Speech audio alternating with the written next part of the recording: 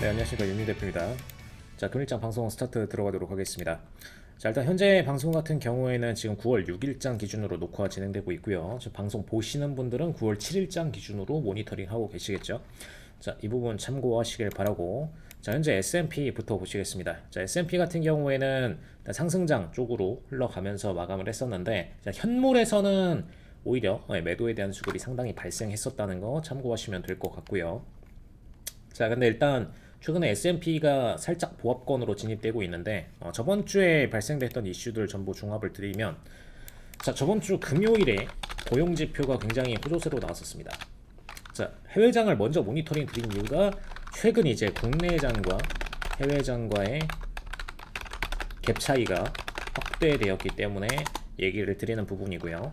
해외장 같은 경우에는 미국 지금 고용 현황 악화 구간에 있기 때문에 현재 시점에서 더 추가적으로 뭔가 시장이 성장을 보여주려면은 이 고용 현황에 대한 악화까지도 이제 호조세로 전환해주면 좋습니다만, 자, 이번에 이제 고용 현황에 대해서 해석 방식이 두 가지입니다. 자, 첫 번째, 자, 미국이 그동안 작년 3월 이후에 지속적으로 성장세를 만들어 왔던 이 상승세가 사실상 양적 완화, 무제한 양적 완화 때문에 시작이 됐었죠. 이를 종결하는 게 테이퍼링이고요. 테이퍼링이 이 무제한 양적 완화를 종결한다는 뜻입니다. 자, 종결한다는 뜻은 뭐죠? 결국에는 증시 현재 상승 구간의 종결이라고 보시면 됩니다. 그래서 이제 현재 시장에서 이 부분을 예민하게 보고 있는 거고요. 자, 미국 시장이 이 정도의 상승세를 보여줬기 때문에 우리나라 장도 역시나 연동된 상승세를 가져갈 수가 있었다는 거 참고로 하시면 좋을 것 같고요. 그 덕분에 현재까지 쭉 이어지는 상승세 구간을 만들어 왔는데, 자, 이 구간이 이제 테이퍼링으로 인해서 끝나는 게 임박해 있는데, 현재 시점 기준으로 12월 테이퍼링 예상이기 때문에 곧 이 얘기는 증시 조정도 구간 12월 진행 예정이라고 보시면 되겠습니다. 그죠? 자, 그래서 현재 시점에서 가장 큰 이슈는 이 부분이고요. 자, 이번에 이제 고용지표 악화로 인해서 원래는 이 테이퍼링 시행이 9월 예상되었었는데, 이게 지금 12월로 유예된 상황이죠. 그래서 이제 현재 미국 증시에서는 호조세의 영향이 끼쳐지는 부분이고요. 이로 인해서 현재 국내 장과 해외장 모두 상승 구간으로 재전환 되었다라고 생각을 하시면 되겠습니다. 그래서 국내장이 어느 정도 조정을 받다가 지금 약간의 상승세 구간으로 전환해서 올라가 주고 있다라는 거 참고를 하시면 되겠습니다. 자, 이게 현재 미국장 상황이고요. 고용지표가 분명하게 악화가 됐는데 오히려 이 덕분에 12월로 테이퍼링이 유예가 되면서 국내장과 해외장 모두 상승 구간으로 재전환이 되고 있다. 여기까지가 현재 참고하시면 되는 이슈이고요. 자, 다만 중요하게 보셔야 될 거는 고용지표가 악화됐다는 건 분명히 경제에 안 좋은 상황이잖아요, 그죠? 고용지표 악화라는 건 경제에 안 좋은 상황인데, 오히려 이 때문에 상승을 보이고 있습니다. 자, 그렇다는 건 경제는 안 좋은데 증시는 오른다. 증시는 오른다라는 건 분명히 여기 사이에서 모든 게 좋게 흘러갈 수는 없잖아요. 분명히 뭔가 기초 체력은 떨어지고 있다는 얘기죠. 기초 체력이 하락 중이기 때문에 추후에 테이퍼링을 시행하면서 진행할 때 하락세가 구간이 커지게 될 수 있다. 추후 테이퍼링 시행 후 하락세 구간이 커지게 될 수 있다. 자, 이 정도까지만 참고를 하시면 되겠습니다. 그래서 그 이후에 한마디로 현재 하락할 수 있는 그 구간의 폭을 유예시키면서 더 넓힌 상황이죠. 그래서 리스크를 올렸다라고 생각을 하시면 되겠습니다. 조정 리스크를 올린 상황이고, 대신에 이제 증시를 당분간 3개월 정도는 조금 더 성장세를 끌고 갈 수 있도록 만들었다. 딱 이 정도로 정리드리겠습니다. 자, 이게 현재 해외장 상황인 거고요. 자, 국내장으로 넘어와서 보시면, 자, 국내장 같은 경우에는 지금 9월 6일장인 현재장 기준으로는 매도세로 저항을 받고 있습니다. 네, 일단 코스닥 기준으로 얘기를 드리면 저항선 구간이 1058선에 위치를 해 있고요. 네, 그 다음에 코스피의 경우에는 지금 상승세 약하게 들어서다가 지금 보합권 위치에 있는데, 자, 기존에 있던 1193선, 네, 여기가 기존 저항선이었습니다. 네, 여기는 뭐 이제 돌파하고선 올라갈 걸로 보이고요. 네, 이 정도 구간에서 크게 저항 안 받고선 버티고 있는 상황입니다. 네, 그렇기 때문에 일단 흐름 자체는 나쁘진 않은데, 저 정도의 저항 구간이 있다라는 것까지 참고하시면 되겠고, 그 다음에 우리나라 지금 증시를 또 끌어올려주고 있는 거는 다시 오늘장에는 삼전이, 삼성전자가 끌어올려주고 있는데, 자, 삼성전자가 뭐 SK 하이닉스랑 같이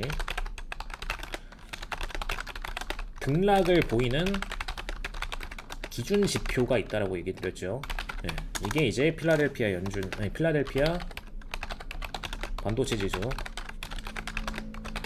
얘기를 드렸고, 그 필라델피아 반도체 지수 마찬가지로 해외장에서 보실 수가 있는데, 반도체 지수 어제장에 전일 거래일이니까 금요일장이죠. 9월 3일장 기준으로 상승 마감을 보여줬었다. 그래서 일단 국내장 기준으로는 좋은 상황이다. 이 정도로 정리를 드릴 수가 있겠습니다. 자, 그럼 일단 현재 장 기준으로는 호조세 장 흘러가고 있는데, 지금 현재 코스피는 저항 구간에 위치해 있다라는 거 얘기 드렸고, 코스닥 기준으로는 저항선을 앞두고 있다. 1058선의 저항선을 앞두고 있다. 다만 이제 이 선 돌파하고 나면은 신고가까지 갈 수가 있다. 자, 이 정도까지 요약을 드리도록 하겠습니다. 자, 일단 국내장은 저 정도로 흘러가고 있는데, 바로 이제 개별주로 좀 들어가서 보실게요. 자, 삼성전자 같은 경우에 이제 반도체 반등 기준으로 계속해서 요즘 올라가지고 있는데, 지금 저점 대비해서는 거의 한 8% 정도 올라가지고 있습니다.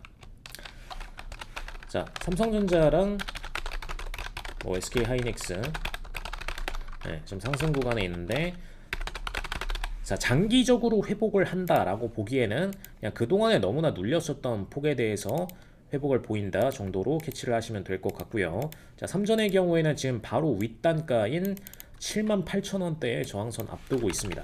그래서 여기를 돌파를 보이기가 쉽지 않다라는 거 참고하시면 되겠고, 여기 구간에서 다시 재저항 보이고 조정 구간을 뺄 수 있다라는 거 참고하시길 바라겠습니다. 그래서 현재 시점 기준으로 보시면은 공매도 물량이 점점 쌓이고 있고요.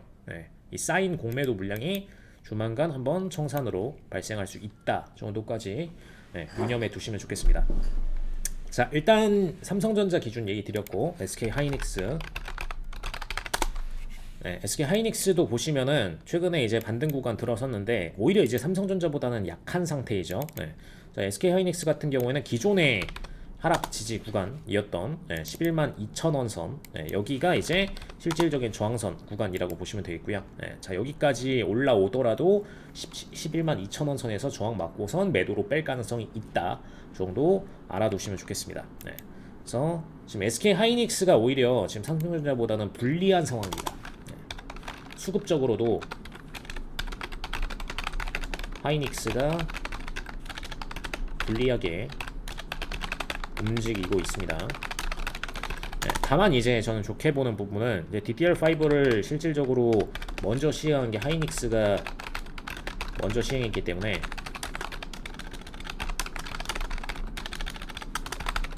수혜는 아직 안 나왔지만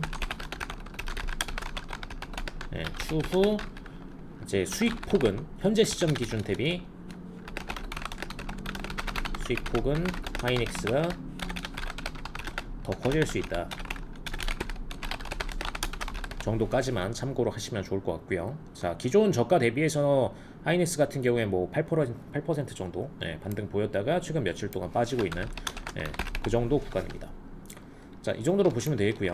자, 그다음 최근 테마들 성향이 굉장히 좀 편협적으로 발생하고 있는데, 자, 하반기 들어서 가장 핵심되는 테마는 이제 2차 전지 외에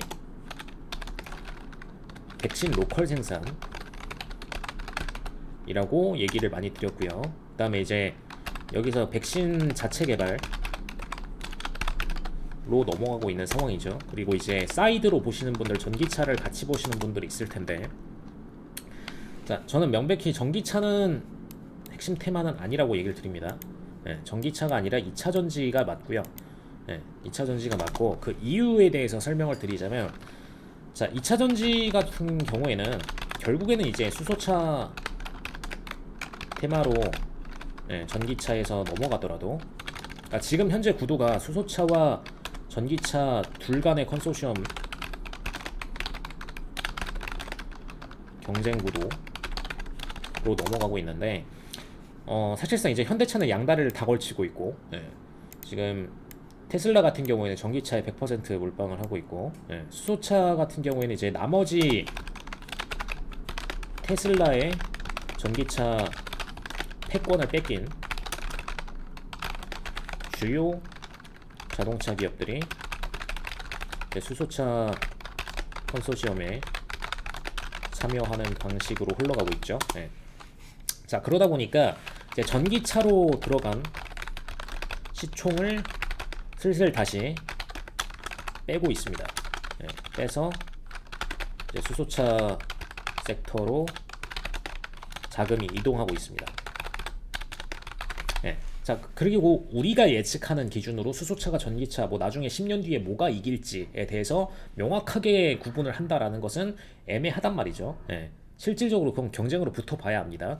이 기업들조차도 판단이 서로 상호간에 갈리는 상황이기 때문에 경쟁 구도가 만들어진 것이고요. 실제 승자가 누가 될지는 지켜봐야 된다라는 거. 근데 사실 저의 관점으로는 수소차와 전기차가 둘이 융합된 형태의 새로운 구도가 발생할 가능성이 높다라고 보고 있는데, 자, 그 두 개가 전부 다 양존, 공존할 가능성이 높다라고 보고 있는데, 자, 일단 그걸 떠나서 우리가 이제 수익적인 관점에서 볼 때, 자, 일단 전기차가 직접적인 수혜를 볼지는 미지수가 됐기 때문에 어느 정도 퀘스천 마크가 생겼다란 말이죠.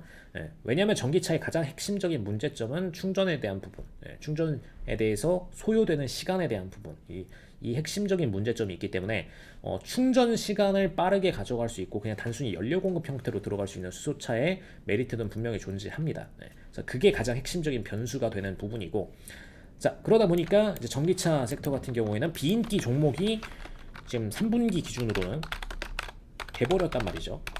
테슬라도 과거 주가 대비해서 지금 한 30% 정도 빠져있는 상태이고, 저도 테슬라를 보유하고 있습니다만 테슬라도 이런 상태이기 때문에 참고로 하시면 좋을 것 같고요. 자, 그러다 보니까 자, 이 양 섹터에서 전부 다 수혜를 볼 수 있는 건 사실상 2차 전지 섹터가 맞고요. 2차 전지는 뭐 수소차이건 전기차이건 결국에는 수혜를 볼 수가 있는 핵심 테마 종목입니다. 자, 그러다 보니까 여기서 계속해서 테마에 대한 수급 발생이 일어나고 있다. 그리고 2차 전지는 아직까지도 제대로 매출 형성을 못한 상태인데 추후 매출을 추가적인 형성이 가능하다라는 면에서 변수가 있죠. 그래서 2차 전지 섹터는 지속적으로 성장해가는 섹터로 보시면 되겠고, 이쪽들이 뭐 결국에는 대기업들이 계속 투자가 진행되고 있는 파트입니다. 그죠? 자, 이렇게 되시고요. 그 다음에 한마디로 이제 대기업군들이 신규 사업을 어느 쪽으로 넓혀가고 있느냐를 보시면은, 자, 그쪽 기업이 앞으로 계속해서 매출을 발생시킬 수 있는 기업군이구나 라는 것을 아실 수가 있어요. 자, 근데 백신 로컬 생산 파트는 이제 삼바, 뭐 SK바이오사이언스, 뭐 사실상 셀트리온도 결국에는 추진을 하게 될 부분이고, 자, 그리고 이제 이들한테 수혜를 받는 1차 벤더들, 1차 벤더들이 있으시고, 백신 자체 개발을 하는 기업들도 있죠. 기존에 저희가 뭐 진행을 했던 투자 기업들 중에서도 존재를 하고 있고요. 뭐 넥스트 사이언스 같은 기업들도 해당이 됐었고, 뭐 그 다음에 사실 캐몬 같은 기업들은 자체 개발 그런 기업들이 아닙니다. 캐몬 같은 기업들은 자체 개발 기업이 아니고 1차 벤더에 해당되는 기업들이고요. 그래서 이 둘 간의 차이를 명확하게 인지를 하실 필요가 있는데, 자, 어떤 차이가 있냐라면은 백신 자체 개발은 직접 R&D를 통해서 연구가 진행되고 자체적으로 이제 임상 승인을 거치는 기업들이라고 보시면 되겠고요. 이 임상 승인이 꼭 국내에 한정되지 않아도 국내 아니어도 해외에서 진행이 되고 있다고 해도 수혜 대상입니다. 그리고 모회사 자체가 아니어도 자회사에서 진행을 하고 있어도 마찬가지로 수혜 대상으로 보실 수 있어요. 네. 자, 근데 로컬 생산 관련주들은 뭐 1차 수혜, 기본적인 핵심 수혜주들은 정해져 있고, 여기서 이제 1차 벤더 기업들 같은 경우에는 원료 공급 형태, 원료 공급 혹은 이제 mRNA 뭐 효소 공급, 뭐 효소 공급 같은 기업들, 이런 기업들이 이 로컬 생산 쪽 파트에 해당된다. 이렇게 알고 계시면 되겠습니다. 그래서 기본적으로 이미 수주를 전부 다 이 SK 바이오사이언스, 뭐 삼성 바이오로직스 같은 경우에 받아왔던 상태이기 때문에 이들에게 이제 원료 공급과 뭐 mRNA 효소 공급 등을 진행하는 기업들은 당연히 매출 수혜 대상이 되시는 거고요. 백신 자체 개발을 하는 기업들은 임상 승인 이후에 임상 성공 여부에 따라서 직접 수혜가 될지 안 될지가 갈리시겠죠. 그래서 어느 정도 리스크를 갖고선 투자하는 게 백신 자체 개발 파트가 되겠고, 리스크 없이 확실하게 이들과의 공급 계약 체결이 가능한 기업들, 이 기업들은 지금도 바로 수급만 들어오면 집중되면 상승 가능한 기업들이라고 보시면 되겠습니다. 그래서 아직까지는 이 세 개 테마에서 돌아가면서 수혜를 보고 있고, 백신 자체 개발도 어느 정도 말이 되는 스토리를 짜가고 있는, 혹은 어느 정도 말이 되는 R&D가 진행되면은 수급이 들어오고 있다. 이 정도로 보시면 될 것 같습니다. 자, 일단 테마에 대한 수급 변동, 그 다음에 국내 지금 현재 현황, 그리고 해외장 대비 국내장의 현황, 이렇게 세 가지를 비교를 해드렸고요. 자, 일부 일단 여기까지 마치도록 하고, 자, 이 내용들 궁금하신 분들께서는 아래 카톡방 링크 통해서 들어오시면 관련 내용들 설명드리도록 하겠습니다. 자, 저희는 2부에서 뵙도록 하겠습니다.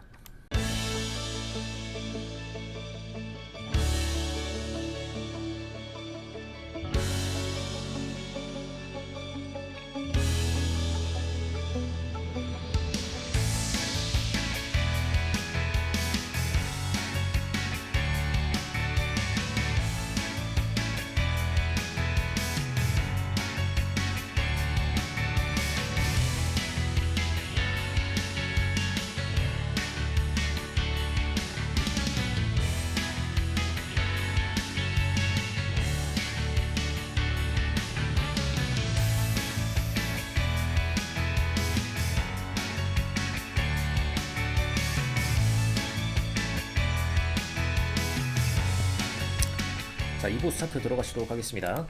자, 현재 시점에서 가장 집중적으로 보셔야 될 부분, 이제 국내 백신 국내 자체 연구개발 생산, 그리고 해외 백신 생산된 건들의 국내 수주 물량, 그죠? 이제 로컬 생산이죠. 로컬 생산, 그다음에 2차 전지, 이렇게 세 가지가 중점이라고 일부에서 얘기를 드렸습니다. 그죠? 그리고 이제 오늘 장에 가장 탄력적으로 올라줬던 종목 같은 경우에는 현재 녹화는 9월 6일장 기준으로 진행이 되고 있고요.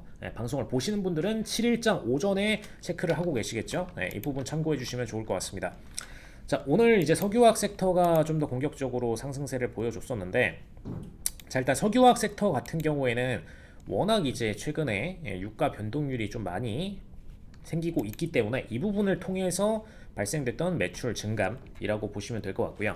자, 근데 석유화학 섹터가 올라가야 될 명분은 별로 없습니다. 석유화학 섹터가 집중돼야 될 이유는 크게 없어요. 오히려 이제 오늘 장에 LG화학 같은 경우에는 올라야 될 명분이 있었죠. 기본적으로 2차전지 섹터였고 그동안에 너무나 하락세가 강했기 때문에 LG화학 같은 경우에는 기본적으로 올라갈 모멘텀이 남아 있었는데, 전지 임에도 매도세가 강했고 그동안의 매도 물량에 대한 쇼커버링 발생하는 것이 적절했습니다. 적절한 상승세 구간이라고 보시면 될 것 같고요. 그동안의 밀림세에 대해서. 자, 그런데 지금 LG화학 외에 나머지 뭐 금호석유라든가 뭐 하나솔루션, 자, 하나솔루션만 해도 그래도 괜찮습니다. 하나솔루션은 그래도 상승에 대한 명분이 있는데, 자, 금호석유 같은 종목들, 그리고 혹은 뭐 이수화학, 뭐 애경유화, 대한유화, 유화 관련된 종목들 같은 경우에는 이런 종목들은 최근에 오히려 이제 유가 하락 사이에서 매출적인 증가보다는 원가 감소로 인한 이익률 상승. 네, 이 정도 메리트만 있는 종목들이고요. 네, 애경유화 같은 경우에 뭐 상승세 강하게 올라가고 있는데 사실 이 정도로 강하게 올라갈 만한 이슈는 전혀 아닙니다. 네, 대한유화의 경우에도 뭐 최근에 계속해서 밀리다가 상승세 보여주고 있는데 뭐 적절한 상승세이고요. 대한유화 정도면. 네. 자, 중요하게 보셔야 될 부분이 왜 이 오일에 대해서 반응이 이렇게 나오고 있느냐. 자, 오일이 유가가 최근 이제 뭐 아프간 사태 때문에 변화가 있지 않을까 라고 생각하시는 분들이 있는데 이 변화율은 굉장히 작습니다. 네, 변화에 큰 영향은 아직 아니라고 보시면 되고요. 네. 자, 그런데 현재 시점에서 가장 큰 변화를 만들어내고 있는 거는 오히려 이 부분보다는 현재 미국의 수요량 변화가 핵심이라고 보시면 됩니다. 자, 미국의 수요량 변화 과정에서 제가 가장 많이 눈에 띄고 있는 부분은 일단은 뭔가 공격적으로 매출 성장세 혹은 뭐 수요 성장세 등등이 나와주는 그런 기업군이어야 되는데, 자, 그런 기업군이 오히려 최근 이제 고용 현황 악화로 들어가고 있죠. 네, 전주 발표된 수치상으로는 고용 현황 악화로 들어왔기 때문에. 그런데 웃기는 건 동시에 이제 실업률이 감소했어요. 네, 실업률이 감소했습니다. 자, 이건 무슨 얘기냐? 일단 이번에 채용을 진행을 했었죠. 7월까지. 네, 7월까지 진행된 채용 건들에 대해서 자, 일단 합격자들은 발표되거나 네, 혹은 이제 채용 추진 상태에서 대기 발령 처리된 인원들이 상당량 있다라는 거. 그래서 실질적으로 지금 업무로 들어가는 인력들 제한적이고, 그리고 자택근무 비중이 재증가하고 있다고 보시면 되겠죠. 이게 지금 현재 시점에서의 핵심적인 차이라고 보시면 되겠습니다. 이 현황 때문에 실업률은 분명히 감소하는데 고용 현황, 그렇다고 해서 이들이 완벽하게 고용자로서 업무를 행하고 있느냐, 자, 이 부분에 대해서는 또 퀘스천 마크라는 거죠. 그래서 집계 기준이 다른 두 지수가 서로 다른 방향을 가리키고 있다라는 거, 핵심적인 차이로 보시면 될 것 같습니다. 자, 일단 이 기준에서 볼 때 기업들의 생산량은 더 증가하긴 어렵습니다. 여기서 더 증가하긴 어렵고 현재 시점 대비 오히려 생산 감소로 인해서 오일 수요가 줄어들게 될 것이고요. 오일 수요 줄어듦으로 인해서 유가는 하락할 가능성이 높은 상황이죠. 자, 그 다음에 오펙 국가들은 증산 조치를 부분적으로 시행했었는데, 현재 수준의 스탠스로 소폭씩, 소량씩 증가시키는 전략을 취하고 있습니다.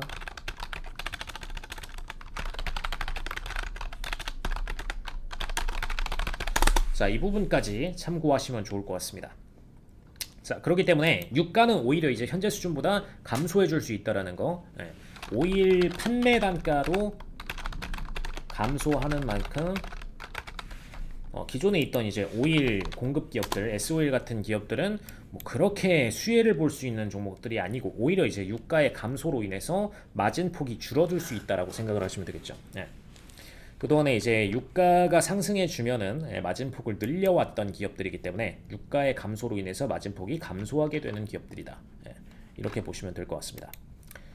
반대로 이제 오일을 오일을 가공하는 기업들은 원자재 단가가 줄어들기 때문에 이 사이에서 마진폭은 소폭 증가한다.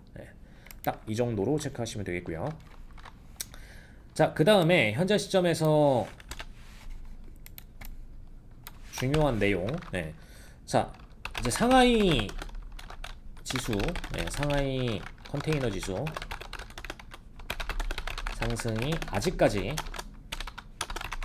이어지면서 작년도 거의 이제 250% 급증한 수치에서 현재 또 추가로 올라가면서 300%를 초과했는데,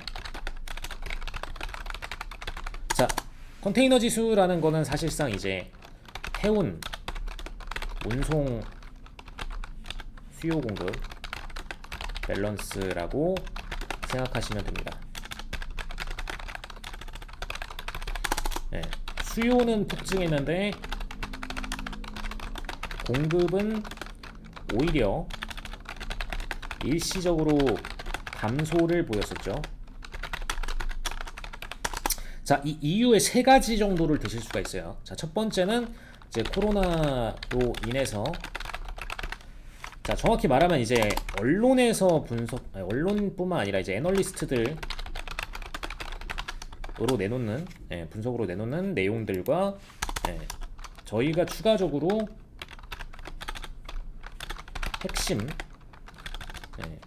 분석에 나오지 않는 핵심 사유에 대해서 구분을 지어드리겠습니다. 자, 물론 일부 애널리스트들은 이 부분까지도 캐칭해서 얘기를 드리고 있는데, 대다수의 이제 증권사 애널리스트들 같은 경우에는 이 부분에 대해서 캐칭을 제대로 못하고 있어요. 자, 일단 첫 번째는 코로나로 인해서 선박들 검열 비중 증가, 검열 딜레이 시간이 증가하고 있다 그랬죠. 소요 시간 증가로 인해서 이제 사실상 이제 같은 선박을 운영하더라도 공급을 돌리는 데 있어서 소요되는 시간이 상당히 더 많이 걸리고 있다. 그래서 검열 소요 시간 증가가 일단 첫 번째. 이건 저희가 아니라 이제 애널리스트들이 보통 통상적으로 내놓는 얘기들죠. 자, 그다음에 코로나로 인해서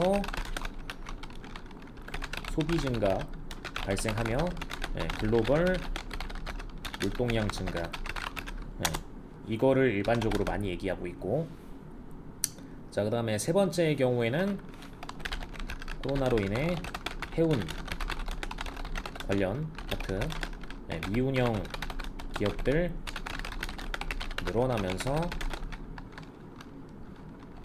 공급 감소, 이렇게 세 가지를 보통 많이 들고 있어요. 자, 근데 하나하나 좀 짚어서 얘기를 드릴게요. 자, 선박들 검열 소요 시간 증가하는 건 맞는데 이걸로 인해서 글로벌 인덱스가 250%나 증가할 만큼의 이슈도 아니고요. 그럼 이게 핵심 이슈라면은 딱 그 타임에 증가하고선 더 이상 증가하지 말았어야 되는데 지속 상승 중이기 때문에 현재 시점에서 안 맞는 내용입니다. 자, 코로나 검열이 뭐 계속해서 더 늘어나고 있는 건 아니잖아요, 그죠?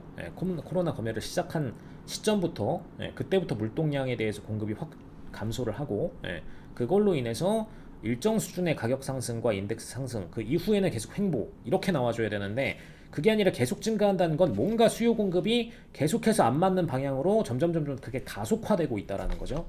자, 일단 첫 번째 1번에 대해서 이렇게 얘기 드렸고, 코로나 소비 증가 발생하면서 글로벌 물동량 증가라고 했는데, 자, 우리가 알다시피 우리가 국제적으로 소비를 하더라도 항공 비중이 훨씬 큽니다, 요즘은.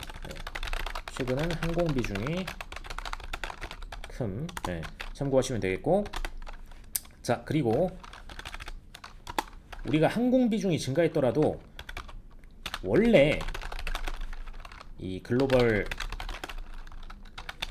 수입 수출의 대다수는 B2B이지 B2C가 아니에요. 소비자가 아닙니다.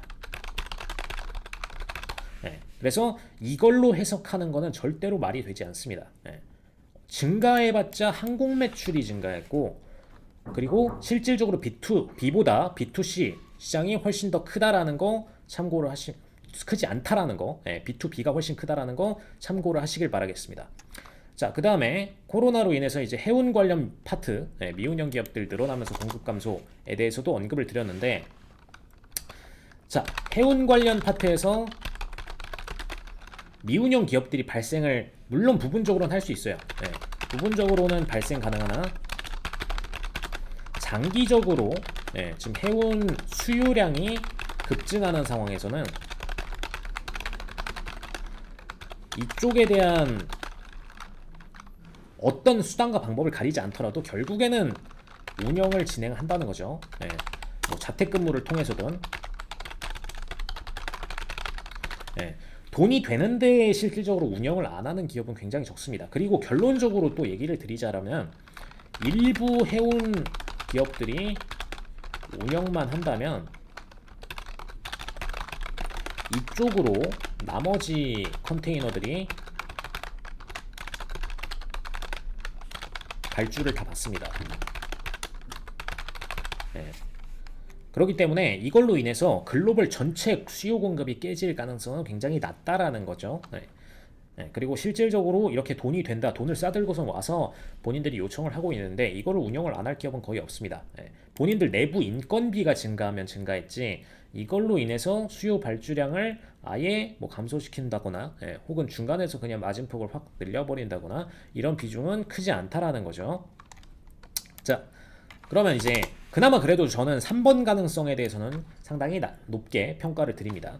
이 3번은 그나마 합리적인 사유라고 얘기를 드리고요. 자, 근데 이 중에서 이제 분석에 나오지 않은 핵심적인 사유는 한 가지입니다.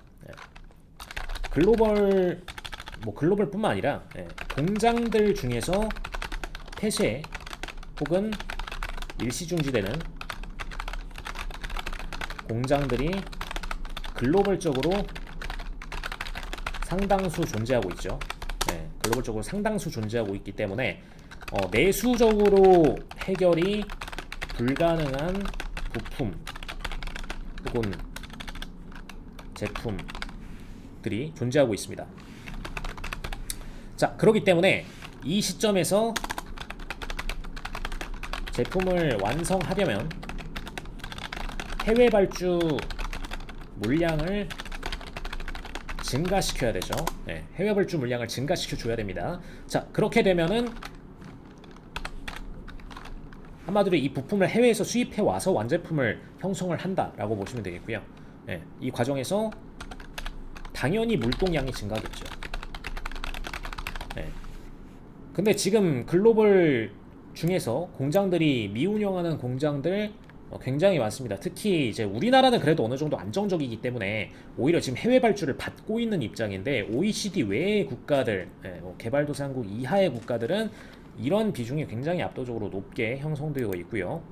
그리고 미국 같은 경우에는 반대로 완제품을 형성하는 본인들의 어떤 트레이드 마크를 찍어내는 그런 기업들, 그동안에 이제 미국이 법인세 정책까지 사용을 하면서 미국 내로 공장을 많이 끌어들여 왔는데 그 공장들이 미운영되는 공장들이 상당량 존재한다는 것이고, 그 과정 속에서 미국으로 흡수되었던 공장들 미운영으로 다시 해외 발주를 줘야 되는 상황이 만들어졌다라는 거죠. 이로 인해서 오히려 해외 수출 물량들이 더 공격적으로, 수입 물량들도 공격적으로 증가를 하고 있다. 이게 가장 큰 이슈로 보시면 되겠습니다. 그래서 이건 명확하게 이제 B2B로 인해서 증가하는 매출 및 물동량이죠. 그래서 가장 합리적인 사유는 이거라고 보시면 될 것 같습니다. 자, 현재 시점에서 가장 이제 변수가 되는 부분 이거라고 보시면 되겠고, 자, 근데 중요한 점은 이 이슈는 조선과는 연관성이 아주 높진 않아요. 자, 물론 조선과 연관성은 있지만 조선과는 장기적인 연관성은 없고 단기적으로 내년 초 정도까지 수혜이고, 이제 해운 관련 업종, 그 다음에 실질적으로 공장 수요를 발생시켜서 그걸 수주를 받은 입장들, 이번에 올랐던 이제 철광, 스틸 관련 업계 등 실질적으로 해외 발주를 받는 기업들, 이 기업들이 핵심 수혜라고 보시면 될 것 같습니다. 자, 이 종목들에 대해서 궁금하신 분들께서는 아래쪽 톡방 링크로 들어오셔서 현재 시점, 이 시점에서 이 물동량 증가로 인해서 정말 매출 수혜를 받고 그리고 그로 인해서 당장 오를 수 있는 그런 기업들에 대해서 정확하게 체크를 해보시길 바라겠습니다. 저희 톡방에서 해당 부분 안내 드리도록 하겠습니다. 종목 관련해서 체크를 함께 해보시면 좋을 것 같고요. 저희는 해외 선물 내용으로 3부에서 뵙도록 하겠습니다.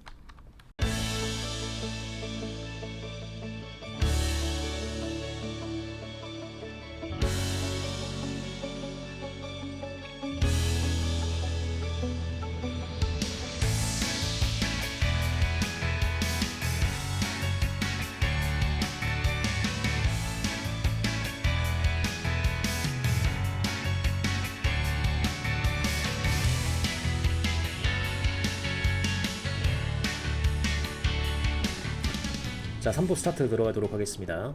자, 현재 시점 기준으로 지금 S&P, 그 다음에 나스닥 전부 다 이제 상승세 흐름 계속해서 이어서 타고 있는데, 자, 일단 신고가에 대한 도전을 들어갈 것으로 보여지고요. 자, 나스닥과 S&P 기준으로 매매선 바로 제시 드리도록 하겠습니다. 자, 일단 4,540단가 현재 기준으로 저항선을 보이고 있는데, 현재 녹화 방송이 9월 6일장 것이라는 거 참고하시면 좋을 것 같고요.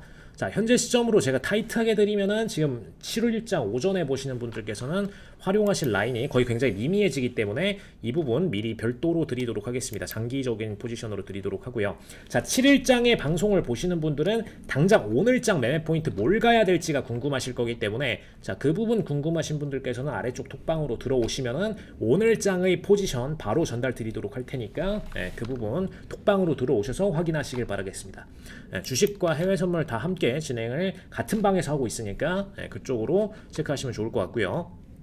자, 현재 시점 기준으로 굉장히 지금 S&P 탄력 받고 있고 결국에 나스닥도 탄력을 받고 있는데, 자, 최근 들어서 이제 상승장은 지속이 되고 있고 박스권으로 물론 들어오긴 했습니다만 상승장이 지속되고 있는 만큼, 자, S&P에 대해서는 오히려 이제 매수에 대한 포지션 계속해서 이어가시는 게 맞고요. 떨어지면 매수하고 떨어지면 매수하고 반복하시는 게 맞습니다. 자, 최근 들어서 가장 가셔야 되는 핵심적인 포지션은 4,515 라인, S&P 기준 4,515 라인은 자, 떨어지면 무조건 매수 플레이를 한번 가셔야 되는 장이고요. 자, 그 다음에 중간에 한번 무너짐이 나오더라도 매수를 한번 가실 수 있는 라인, 오늘장 기준으로는 4,527 라인이 존재하고 있는데, 자, 이 라인은 이제 7일장 기준으로 보실 때는 없을 수 있기 때문에 4,515 라인을 적극 활용을 하시길 바라겠습니다. 자, 그리고 추후에 만약에 큰 폭의 조정장이 추가로 발생을 하더라도, 자, 일단은 4,506 라인 그리고 가장 가기 좋은 라인은 4,473 라인, 이렇게 두 라인이 있기 때문에 이 두 라인은 반드시 활용을 하시길 바라겠습니다.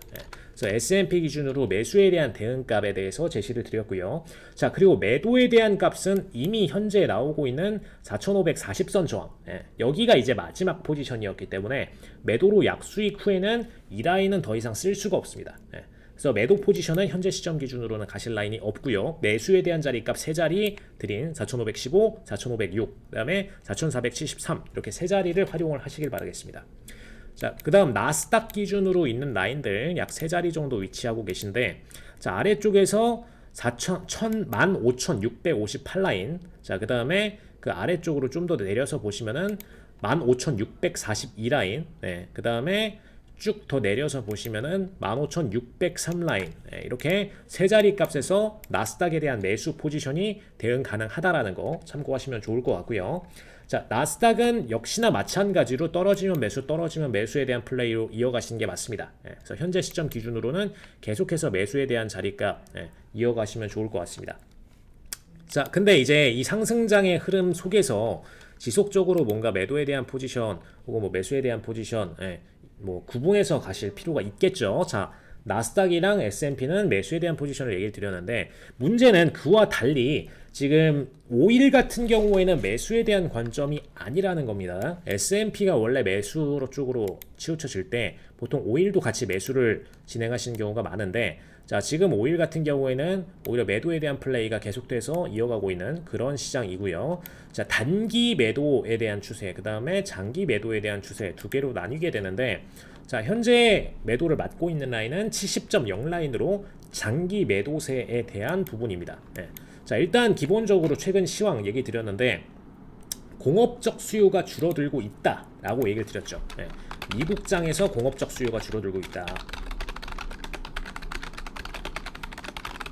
네, 감소 중이기 때문에 자, 여기서 바로 이어져서 글로벌 원유 생산 증산도 함께 일어나고 있기 때문에 자, 결과적으로는 뭐죠? 수요 감소, 공급 증가이기 때문에 가격 하락에 대한 방향을 계속해서 내보내고 있다라는 거 참고하시면 좋겠습니다. 자, 분명한 건 대신에 이제 추세가 점점 약해지는 구간으로 가고는 있고요. 다음번 추세가 거의 뭐 마지막 추세가 될 것으로 보입니다만, 매도 신저가 뚫더라도 그 정도로 보입니다만, 일단은 아직은 매도에 대한 스탠스가 유지되고 있다. 이 정도는 참고하시면 좋을 것 같고요. 자, 앞으로의 추세 예측을 드리자면 일단 65선 정도까지는 하락세 보여주고 나서 약반등 쳐주고선 다시 이제 나중에 60선 이하 수준까지 하락 추세를 보일 가능성이 높다. 이 정도 참고하시면 되겠습니다. 그리고 만약에 이제 미국의 현재 코로나 증가 현황이 요즘 그래도 약간 꺾이고 있어요. 약간 그 가속도는 꺾이고 있는데 지속적으로 코로나 델타 변이건이 지속적으로 확진자 증가로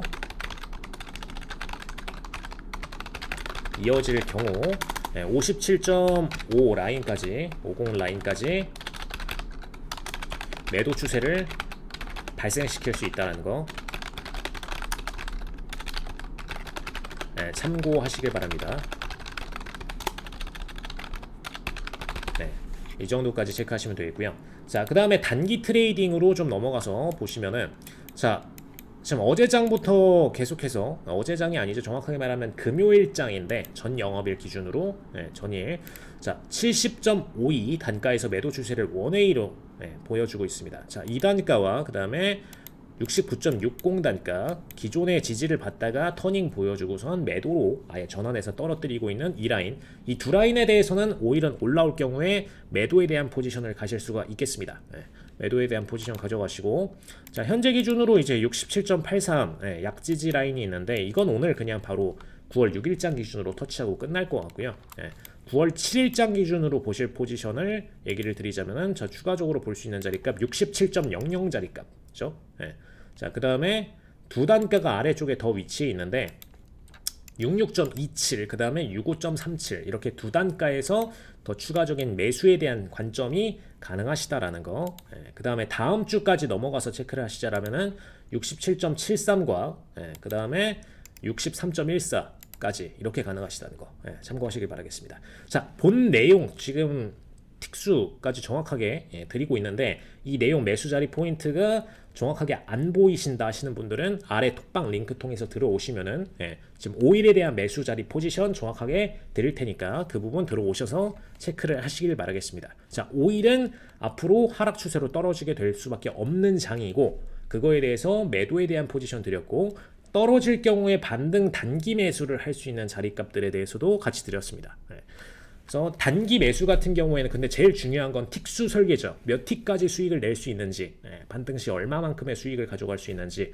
안 그러면은 이제 매도장에서 떨어지는 장에서 약반등이 나서 수익이 도달했는데도 청산을 안 하시고 그냥 계속 버티다가 밀려서 본인이 반대로 이제 수익을 챙겨가지 못하고 손실 구간으로 접어드는 상황이 발생하실 수가 있죠. 그래서 그 부분을 명확하게 피하시려면은 앞으로 어디서 정확하게 청산을 해야 될지 확실하게 톡방을 통해서 확인을 해보시길 바라겠습니다.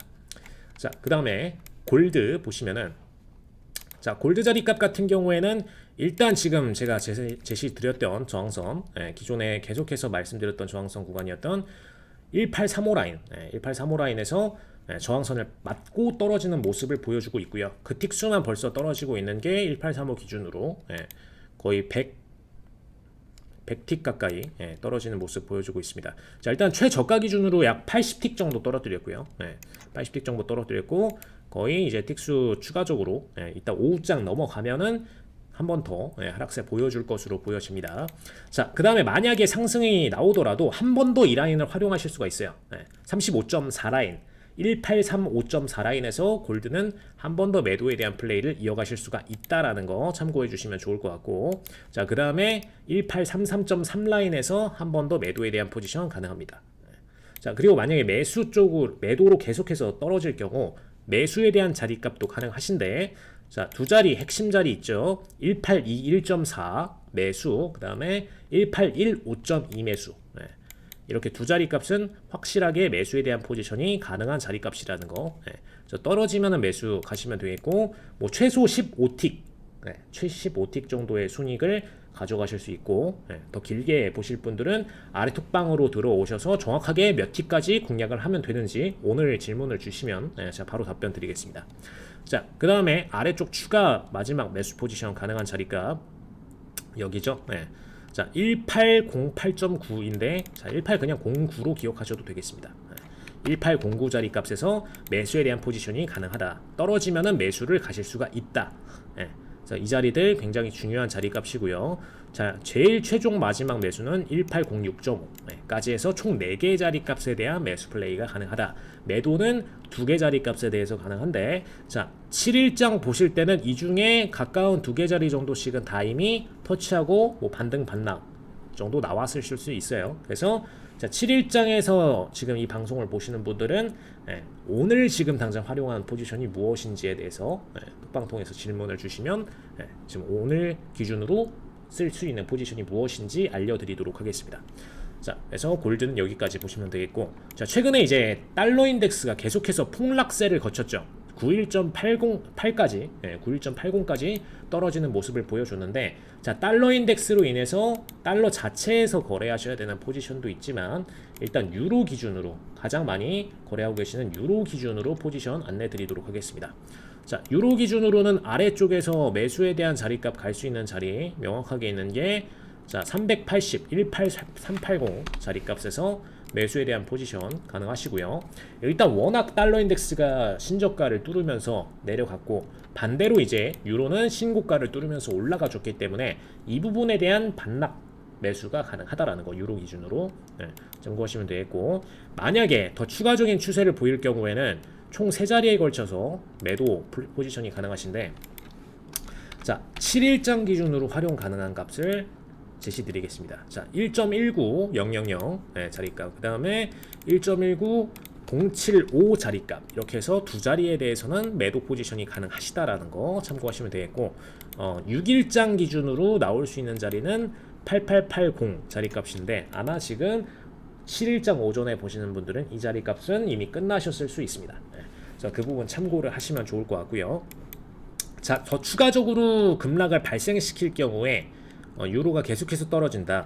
그럴 경우에 가실 수 있는 마지막 자리값은 1.17950 자리까지 있다라는 거 참고를 하시면 좋을 것 같습니다. 그래서 선물 트레이딩을 하시는 분들께서는 해당 자리값 적극적으로 활용해서 매매를 이어가시길 바라겠고요.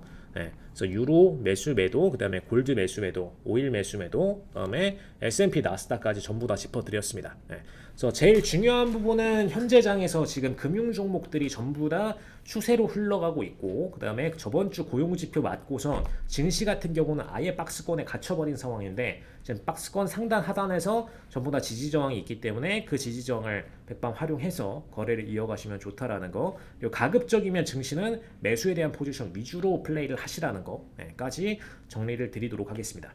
자, 이상 윤준 대표였고요. 이 내용에 대해서, 그리고 앞전 1부, 2부에서 증시에 대한 내용에 대해서 궁금하신 내용 있으실 경우에는 아래 톡방으로 들어오셔서 관련 내용들 질문 주시면 현재 오늘장 기준으로 가셔야 될 2차 전지 백신 관련된 섹터 어느 종목 가셔야 되는지 정확하게 짚어드리도록 하겠습니다. 네, 고생 많으셨고 저희는 다음 방송 뵙도록 하겠습니다.